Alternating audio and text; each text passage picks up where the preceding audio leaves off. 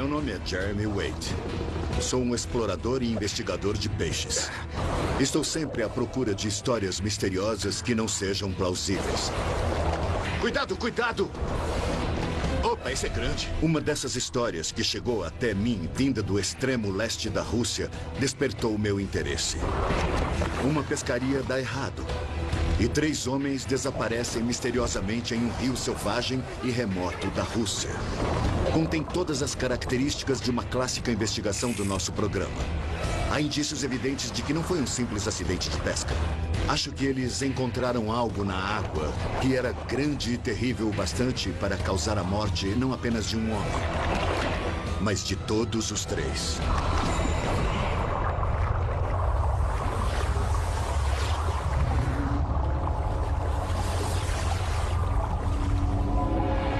Monstros do Rio. Assassino russo. Outubro de 2009. No extremo leste selvagem da Rússia, no rio Amur, 3 homens saem para uma pescaria. Ну, хоть улыбнитесь, что ли? Такие прям серьезные. É o tipo de viagem que já fizeram muitas vezes. Só que dessa vez será diferente.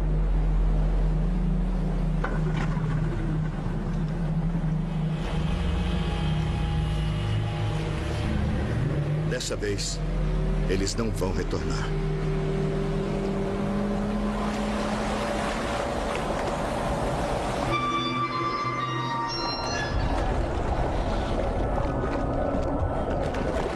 Um ano depois, os corpos de 2 deles são encontrados, ou o que resta deles.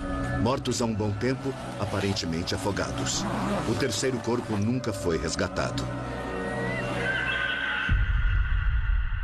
Durante anos, houve muitos rumores sobre desaparecimentos, mortes e monstros ligados ao rio Amur, mas é impossível obter mais informações. É como se houvesse algo na água que eles não queriam que o mundo externo soubesse nada a respeito. Nunca obtive uma informação concreta. Até agora.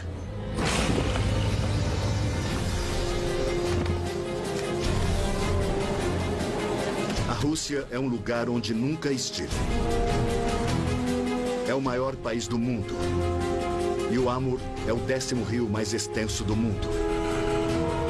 Com 4.345 quilômetros, tem quase o dobro da extensão do rio Colorado. A região abriga alguns dos maiores predadores terrestres, tigres e ursos. Mas o que há no rio? Segundo a lenda, o rio foi criado por um enorme dragão negro ao arrastar seu corpo vindo do mar. Mas algo ainda se oculta em suas profundezas, matando pescadores até hoje. Eu quero descobrir o que é. Eu preciso de fatos, e após 3 dias de viagem, cheguei na cidade de Nikolaevsk, perto da foz do rio. Outrora um lugar rico, agora parece mais uma cidade fantasma. Busco detalhes sobre o que exatamente aconteceu com esses 3 pescadores. Nesse local remoto, para onde poucos forasteiros viajam, não será fácil obter informações. Decido ir pescar no pequeno riacho nos arredores da cidade. As pessoas em comunidades isoladas desconfiam de estranhos. Então uso a mim mesmo como isca. Para ver se a novidade de ser um forasteiro estimula alguém a conversar. Por um instante eu pensei que tivesse conseguido alguma coisa. Mas não quero investir cedo demais e revelar que busco informações.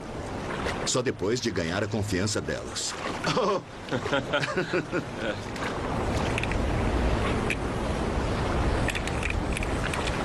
Olha, esta? É. Isca tipo Blue Fox. É. Tudo bem. Tá. Obrigado. Para mim, pescar envolve criatividade. Meus esforços são recompensados. Recebo um convite para ir à casa deles. Mas antes, quero provar que sou capaz de fisgar um peixe.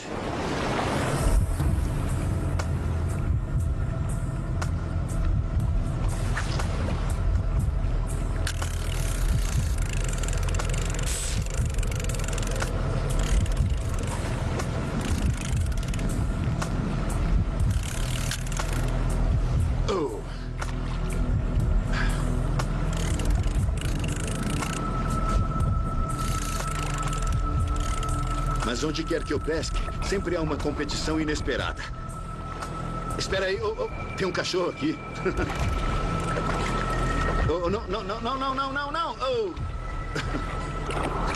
Não. Não.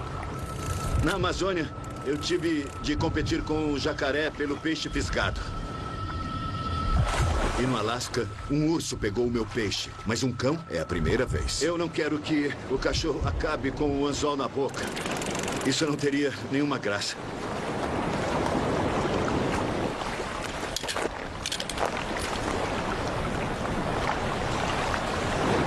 É um belo peixe. É um salmão do Pacífico. Bela coloração rósea, baixa na lateral e pintas pretas no dorso. Soube que esse rio está cheio de salmão. Interessante. Dá para perceber o tipo de metamorfose que sofrem quando vêm para os rios, o gancho no maxilar inferior, a corcunda no dorso. O pessoal daqui costuma comê-los. Já que ninguém está vendo, eu vou devolvê-lo à água. Esse peixe é significativo porque nenhum monstro consegue existir sem um suprimento de comida. Essa abundância de salmão cumpriria esse papel.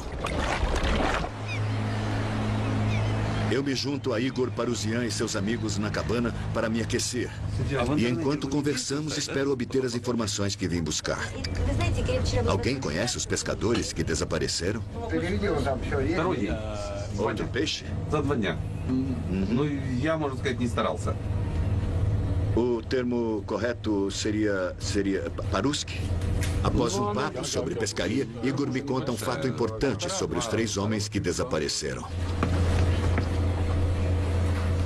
Eu consegui saber um pouco mais. Os pescadores não eram deste local. Eram de uma cidade um pouco mais além, rio acima. Após arrumar um transporte, dirijo-me a oeste, para a cidade de Inokentievka.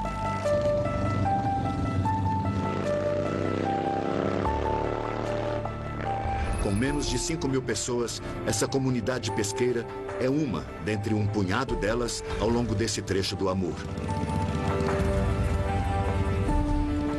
Há uma mistura de raças e culturas, todas reunidas por uma razão: peixe. Com uma população tão pequena, não seria difícil achar alguém que conhecesse os pescadores.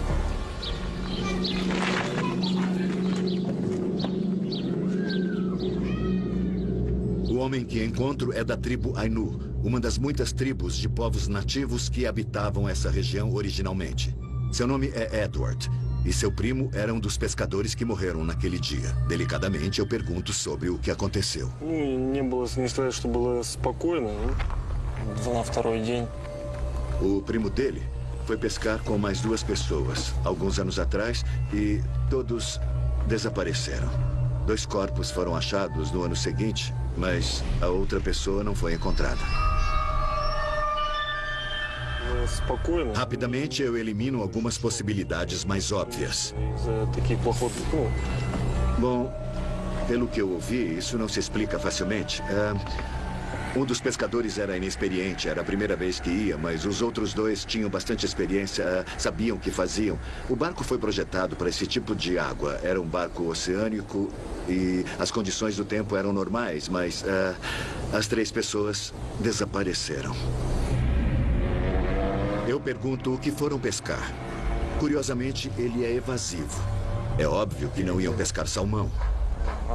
Essa estranha conversa me deixa com mais perguntas que respostas. Tenho a sensação de que estão ocultando alguma coisa. Você poderia me mostrar aonde eles foram? Ele concorda em me mostrar no mapa para onde eles se dirigiam.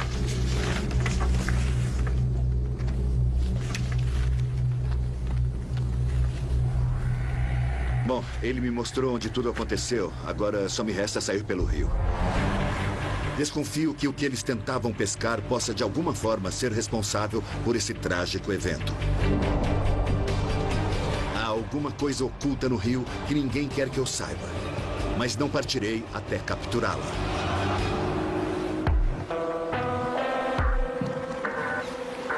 Minha investigação precisa ser completa. Assim que todas as possibilidades forem eliminadas, poderei estudar melhor os suspeitos na água. Como nunca pesquei aqui, não faço ideia do que há lá embaixo. Foi por aqui que o barco afundou. Basta olhar ao redor para ver que não é mar aberto, é a foz do rio e é relativamente abrigada. E mais, mesmo que as pessoas a bordo não soubessem nadar direito, ainda assim teriam uma chance de chegar à margem. O conhecimento sobre essas áreas de pesca é passado através de gerações. Há mais coisa envolvida, não só as condições do tempo e a água. Sendo assim, o que eles pescavam foi, de alguma forma, responsável.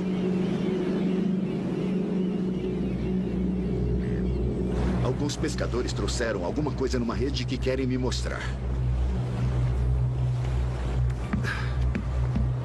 Oi, tudo bem? Eles pediram que não mostrássemos seus rostos. Mais uma evidência de que há algo suspeito ocorrendo aqui. Talvez caçassem de forma ilegal, mas por que motivo?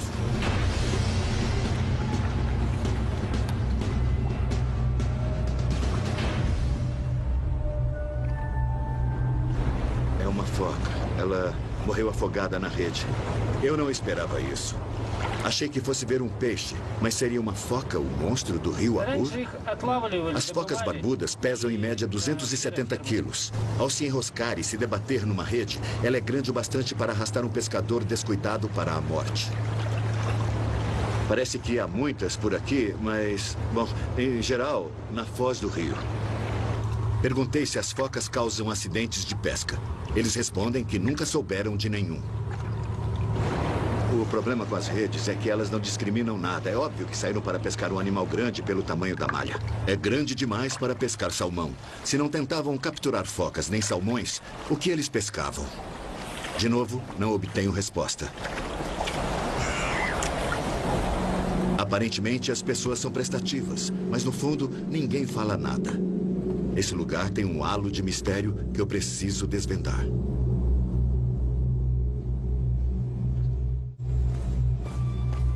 Nos mercados de peixe sempre consigo informações. Sem nenhum por perto, vou até a fábrica de processamento de pescados.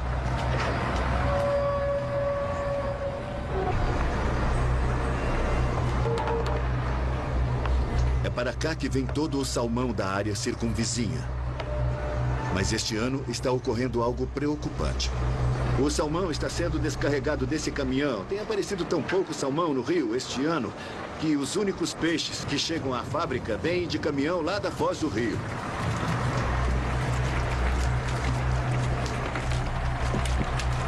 Este é o principal empregador da área. Sendo assim, não há ninguém melhor para me dar informações sobre o monstro. Mas em vez de obter respostas, minhas suspeitas só aumentam. As pessoas são bem amistosas, mas de novo parece que ninguém quer revelar nada. O que está havendo?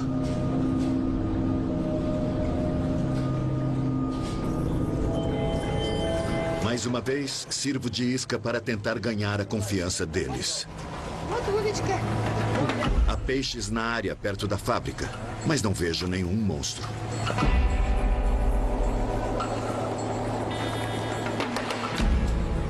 Esse aqui parece um rutilo. 100, 140 gramas. Ele foi pego com anzol e um pouco de papel prateado. Por fim, a gerente da fábrica me fala de um peixe que vive perto do cais. Ele é grande o bastante para destruir a tralha de um pescador. Por isso nunca foi pego. Aceito o desafio. Se a história estiver correta, não vou me arriscar. Usarei uma vara possante, um anzol especial e uma linha capaz de aguentar 90 quilos. Esse local agradaria um monstro por causa do fácil e rápido suprimento disponível de restos de peixe. Mas com toda essa comida grátis, será que ele achará a minha isca tentadora?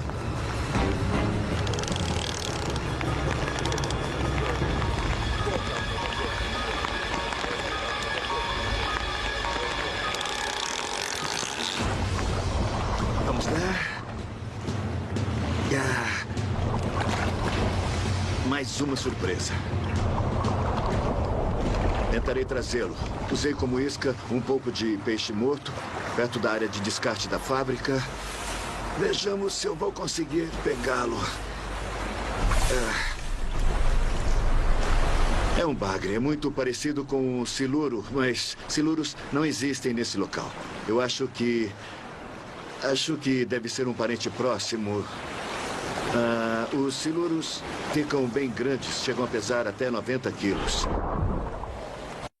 Se este aqui atingir aquele tamanho, então teria achado o culpado. Pode ser o peixe que procuro.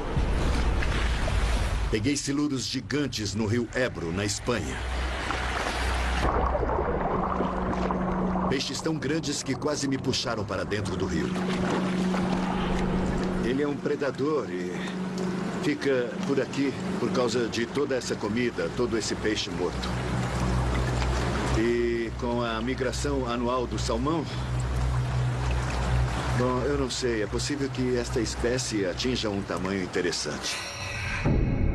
Ocorre que duas espécies de bagre vivem no Amur. E uma delas é potencialmente um verdadeiro monstro de rio.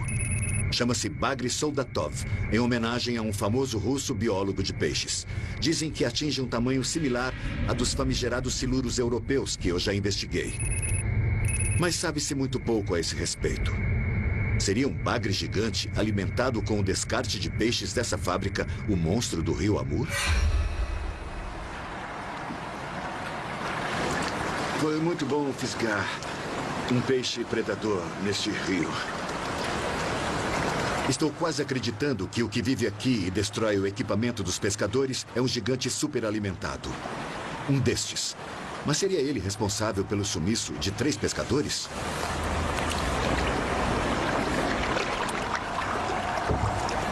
Atrás de mais informações, um dos rapazes me fala sobre um homem chamado Misha. Ele é caçador e pescador. E estou curioso para saber o que ele pensa sobre a possibilidade de um bagre super avantajado. Ну, случай неординарный. В общем-то, это обыкновенная рыбалка на реке Амур. Довольно-таки крупных размеров.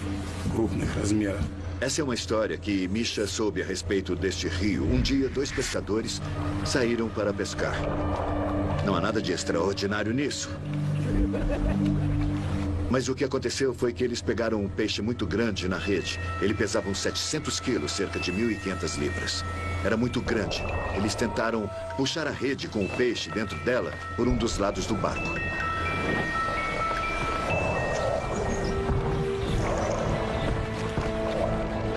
O peixe era tão grande que virou o barco e eles caíram na água fria. Foi no final do outono. A água estava tão fria que eles morreram. É a evidência conclusiva de que eu precisava quanto a haver um peixe grande o bastante para afogar pescadores. Que tipo de peixe era esse peixe que eles tinham na rede? Mas o que ele começa a descrever não era um bagre. Era algo ainda mais monstruoso.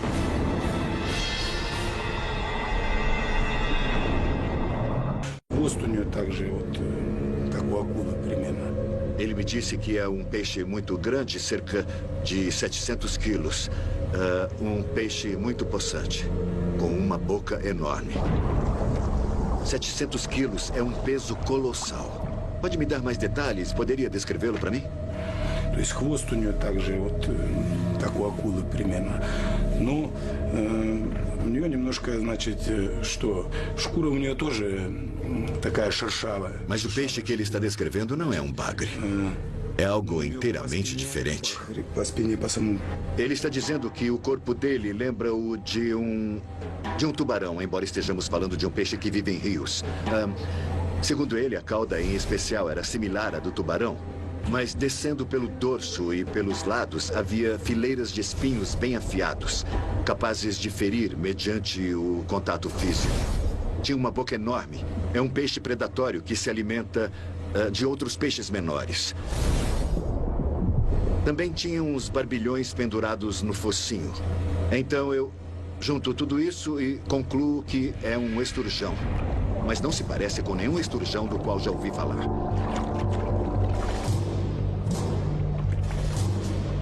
E esse peixe que eles tinham na rede, que tipo de peixe era?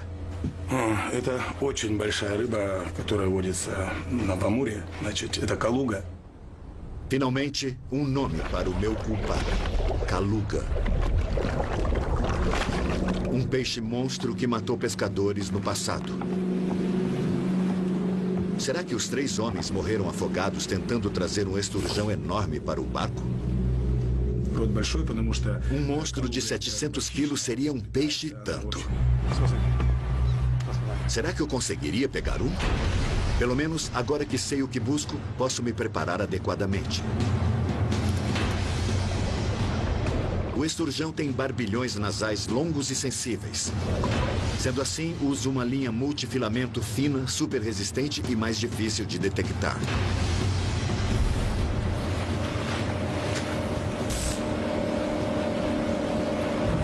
Pela minha experiência anterior na pesca do esturjão nos Estados Unidos, eu sei que os peixes, não só ele, todos os peixes gostam de águas profundas. Se houver uma cavidade no fundo, a comida trazida pela corrente acaba se depositando ali. Então, essa comida vai se acumulando ali e é exatamente nesse local que os peixes ficam para interceptar o alimento que está chegando.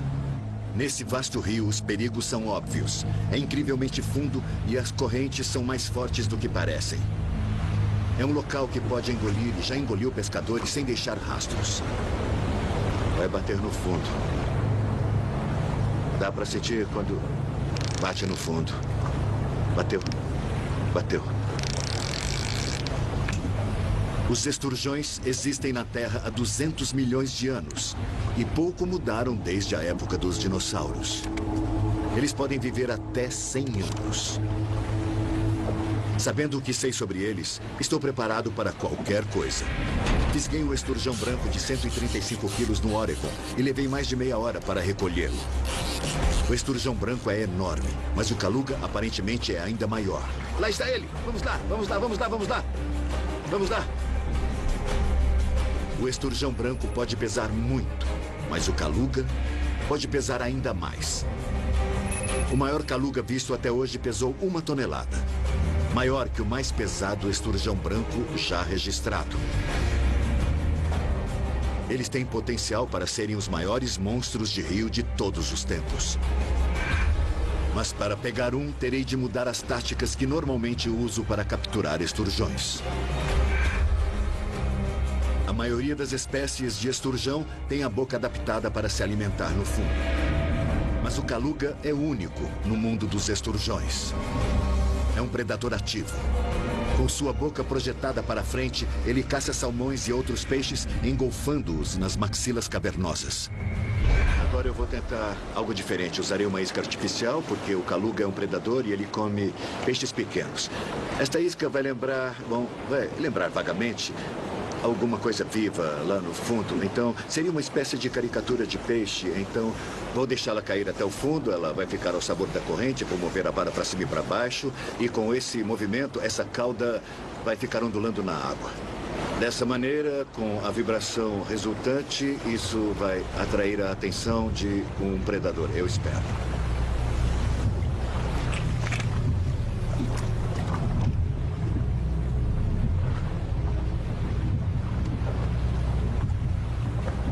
De repente, percebo que não há outros pescadores aqui.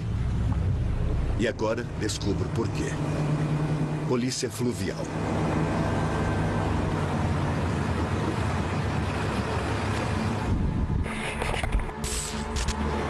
Educadamente, eles me dizem que a pesca do Kaluga é ilegal. Se eu tivesse fisgado um, estaria em sérios apuros. Justo quando eu avançava na investigação. Isso foi um duro golpe. Aqui não existe o conceito de pescar e soltar. Devo parar de pescar.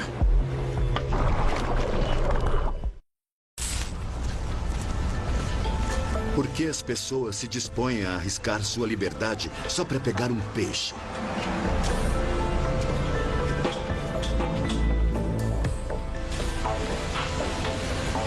Para esclarecer esse mistério, vou conversar com o chefe do Departamento de Proteção à Vida Selvagem da região. Seu nome é Valentin. Здравствуйте. Valentini, sabe me dizer se há muitos calugas no rio? Поймали 10 тысяч особей. Документы есть? Ele me diz que o Amur já teve muitos desses gigantes. Отправить вместо... No passado, ele se lembra de ter visto calugas gigantes saltando fora d'água, às vezes até 20 peixes de uma só vez, pesando cerca de 450 quilos cada. Eu já soube de esturjões que saltaram fora d'água. E se um deles cai sobre um barco pequeno, os resultados podem ser catastróficos. Há histórias de barcos que viraram ao serem atingidos. E inclusive um incidente que vivenciou. Ele estava num pequeno barco que acabara de se afastar de um navio. E após uns 25 metros, ele colidiu com um grande caluga. O seu colega Yuri acabou caindo na água por causa do impacto. Com relação à área soviética, a pesca do caluga estava proibida, mas nos anos 90, com o colapso da União Soviética, esta região viveu um caos e aparentemente o caluga sofreu um ataque implacável. E o caluga acabou quase extinto. Por que as pessoas insistem em pescá-lo? O que é que o torna tão valioso e atraente para a caça ilegal? Увидел первый раз в 92 году. Цена черной икры была $2000. Eu estou tentando entender os números. O que motiva toda essa situação são os ovos do caluga. Por ser um tipo de esturjão, ele produz caviar. E 13 a 14% do peso de uma fêmea madura é constituído de caviar. Aparentemente, hoje, em Moscou, 1 quilo ou 2 libras de caviar valem cerca de $500. Para um pescador, equivale a tirar a sorte grande. Para um pescador de salmão, apenas um caluga pode lhe render em dinheiro o equivalente ao trabalho de 3 anos e meio pescando salmão. Então, dá para entender muito bem a tentação que ele sente. E, diante desse nível de motivação, Valentini não é nada otimista quanto ao futuro do caluga nesse rio. Parece que aqui o peixe está condenado. Mais tarde descubro a gravidade do problema. Por causa do alto valor do caviar no mercado negro, a caça ilegal é comandada pelo crime organizado ao estilo da máfia. As pessoas não falam porque têm medo das repercussões.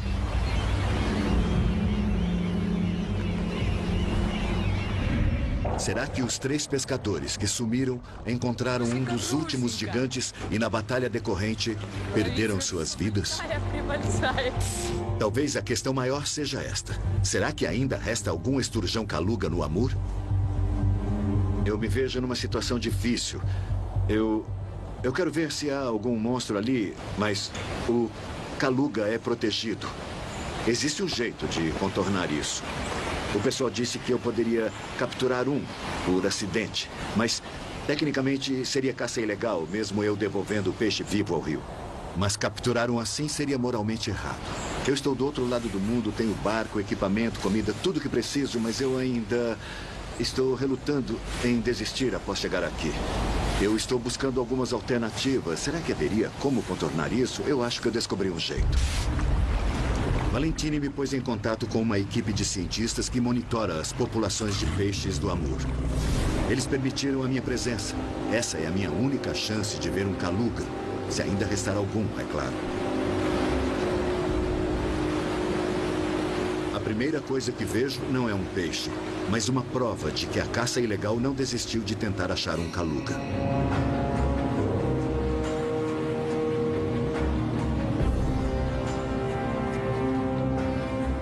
Dois barcos em alta velocidade.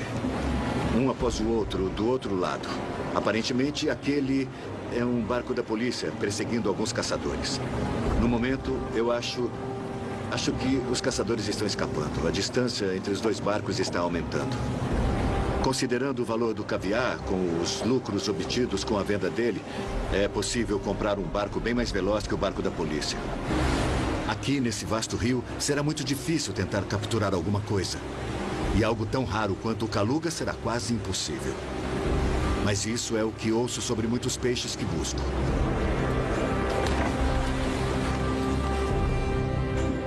Normalmente pesco com vara e linha, mas esses cientistas usarão uma rede de deriva. Muita gente que sempre pesca com linha Acha que pescar com rede é muito fácil. Basta jogar a rede e esvaziar o rio. Mas, na verdade, é bem técnico.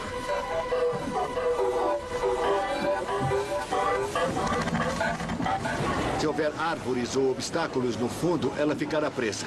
Também no barco, de onde ela é lançada, ela pode enganchar em alguma coisa, no equipamento, ou até mesmo na roupa, em alguns botões ou algo assim. Obtive permissão para fazer isso porque estou com uma equipe científica autorizada.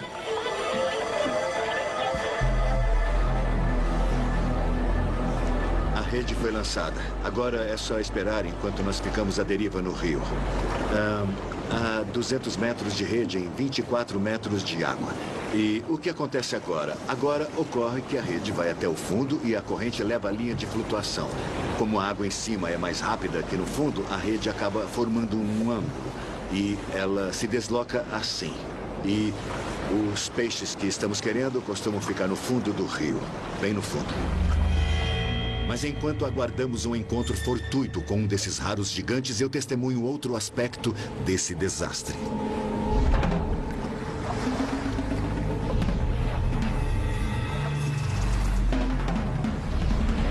Isso é bem assustador. Parece uma migração de peixes. Há várias nadadeiras fora da água. São salmões de cabeça para baixo, com as nadadeiras caudais à amostra. Estão à deriva, na corrente. Todos mortos.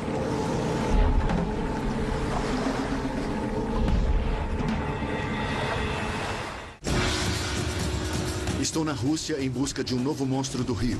Um esturjão enorme chamado Kaluga. Mas descobri que esses peixes estão à beira da extinção por causa do crime organizado no estilo da máfia. Minha única chance de encontrar um desses monstros é através de uma equipe de cientistas. Mas há algo errado aqui no rio. Isso é bem assustador. Parece uma migração de peixes. Há várias nadadeiras fora da água. São salmões de cabeça para baixo, com as nadadeiras caudais à amostra. Estão à deriva na corrente. Todos mortos.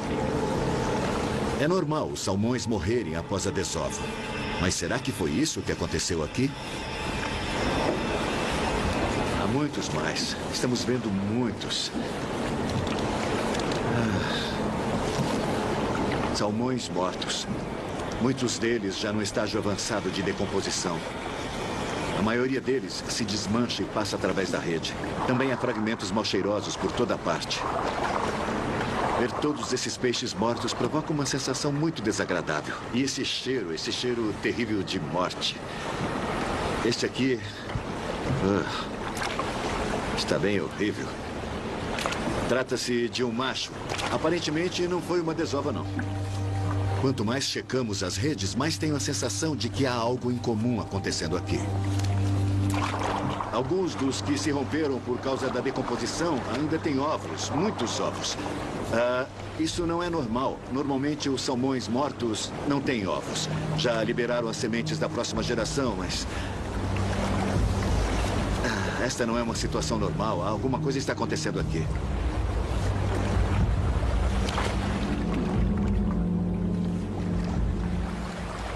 Ao voltar ao barco de pesquisa após uma pausa, encontro alguns salmões ainda vivos perto da margem e decido fazer um teste usando um termômetro emprestado pelos cientistas.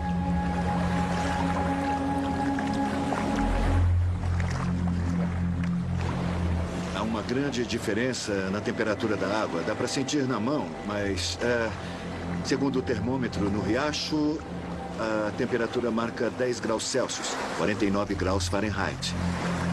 Na foz do riacho, onde os salmões se concentram, está 15 graus Celsius, ou 58 Fahrenheit. E aqui, na lateral do rio, onde estão os salmões mortos, marca 25 Celsius, 76 Fahrenheit. No total, há uma enorme diferença de 15 graus Celsius. A diferença é muito grande, principalmente em relação aos peixes. Então fica caracterizado a diferença entre estar vivo ou morto. Os cientistas me dizem que a temperatura no rio deveria ser a mesma que a do riacho que o alimenta. Mas antes da minha chegada, essa região sofreu a maior onda de calor da sua história, elevando a temperatura do rio a um nível insuportável para os salmões. Seria esse desastre resultado do aquecimento global? Os cientistas não sabem, mas a falta de um suprimento de comida é mais um passo para a destruição do Kaluga. Pergunto a Victor, um dos cientistas, quando foi a última vez que viu um Kaluga enorme nesse rio.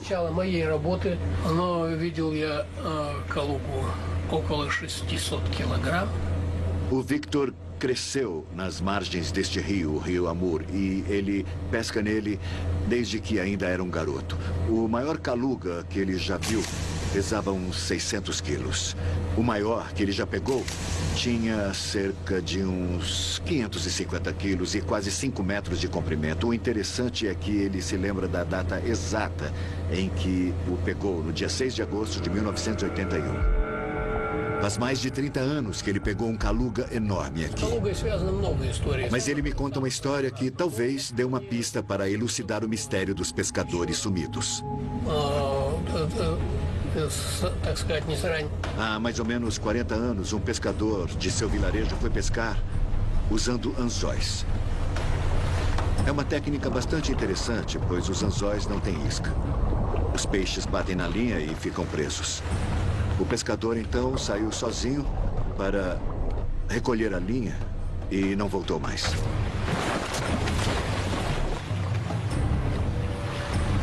Quando recuperaram o barco, eles imaginaram o que teria acontecido. Aqui, por favor. O homem estava recolhendo o espinhel.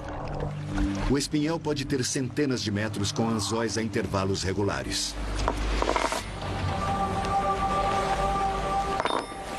Em algum lugar da linha havia um Kaluga. Ao sentir que era puxado para a superfície, o peixe se apavorou. Num instante, a situação se inverteu. Quando o peixe puxou a linha, vários anzóis afiados de 15 centímetros espetaram no pescador. Incapaz de se libertar, o homem foi arrastado para a morte.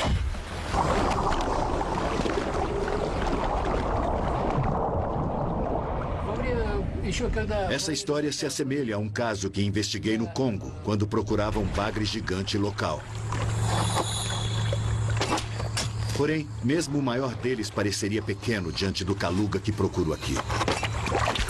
Aquele peixe puxou um homem para fora da canoa. O espinhel é ilegal neste rio. Mas se os 3 homens pescavam ilegalmente, podiam estar usando um espinhel, além de uma rede, o que seria duplamente perigoso. Um Kaluga gigante se debatendo poderia ter arrastado todos eles para a morte. Já provei anteriormente que um homem na água não é páreo para um peixe, mesmo que tenha metade do seu peso. Sendo assim, um gigante de 700 quilos pode facilmente derrubar 3 homens. Mas será que ainda resta algum gigante? Partimos novamente num dos barcos de pesca para tentar capturar um. Assim como fizeram aqueles 3 pescadores alguns anos atrás. A diferença é que não pretendemos matar o Kaluga. Só que esse monstro enorme não sabe disso. Instalamos rede após rede. Lançar e recolher cada rede levava mais de 2 horas. Aí passávamos para outro local. Mas à medida que surgiam mais e mais salmões mortos, parecia que não restava mais nada vivo nesse rio.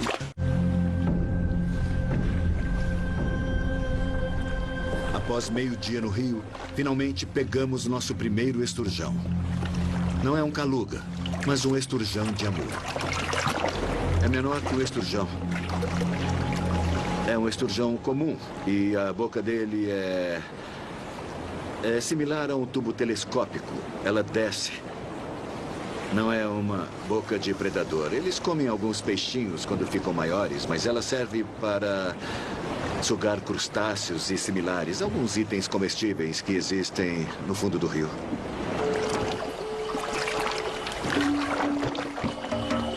Continuamos a instalar redes na esperança de pegar um Kaluga raro. Uma coisa que isso prova é que, ao usar a rede, a escolha do tamanho da malha é algo vital. Nós usamos malhas quadradas de 75 milímetros. Pois parece que é o tamanho perfeito para esses esturjões menores. Aparentemente, no passado, quando havia calugas grandes neste rio, era usada uma malha onde cada quadrado da rede tinha cerca de 300 milímetros. Isso dá uma ideia do tamanho que esses peixes tinham. Embora o tamanho da nossa malha seja menor, ainda é capaz de capturar um caluga gigante. Já esgotamos quase todos os pontos nessa parte do rio. Mas pouco antes de sairmos dali, as bolhas que surgem na superfície indicam que há algo grande vindo do fundo. Há mais bolhas aqui. É um peixe grande.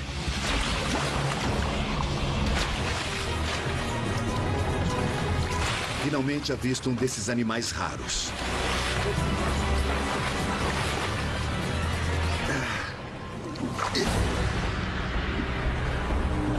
Este aqui é o esturjão caluga do rio Amur. Vejam bem, ele é um peixe grande pelos padrões dos peixes de água doce, mas pelos padrões de crescimento desse peixe, é um exemplar até que pequeno. Mas nunca fiquei tão feliz e aliviado por achar um peixe vivo. Esse peixe dominaria você facilmente. É impossível se impor na água contra ele ou um maior que ele, de uns 4,5 metros. Agora acredito nas histórias dos barcos destruídos que acabaram no fundo e jamais foram encontrados. Receio que o último dos gigantes possa ter desaparecido. Mas como os peixes que restam ainda podem render fortunas, essa história só pode acabar em tragédia para o caluga. E às vezes para os pescadores que ainda os caçam ilegalmente. Apesar de ter ouvido essas histórias de mortes e desaparecimentos, a vítima é, na verdade, este peixe que nós procuramos tanto. Este é o maior que eu já vi. Estão sendo caçados até quase a extinção, tudo por causa de suas ovas valiosas. Isso é muito triste e eu espero que sua população se recupere. Contudo, mesmo diante dessa investida humana, a natureza tem uma habilidade surpreendente de resistir. Enquanto esse raro dinossauro vivo retorna às profundezas, eu encontro algo no barco que me dá um lampejo de esperança. É incrível quando eu penso que já ouvi tanto sobre esse peixe, em especial sobre o tamanho avantajado que pode atingir. Mais de 450 quilos, 4,5 metros de comprimento. Agora eu vou devolvê-lo à água e daqui a muitos anos ele já terá crescido o bastante para derrubar pessoas dos barcos. Eis aqui, então, uma miniatura perfeita do esturjão caluga. Sem dúvida, é meu menor monstro de rio. Mas em termos da importância e esperança que ele carrega, poderá ser o maior de toda a minha carreira. Versão brasileira, DPN Santos.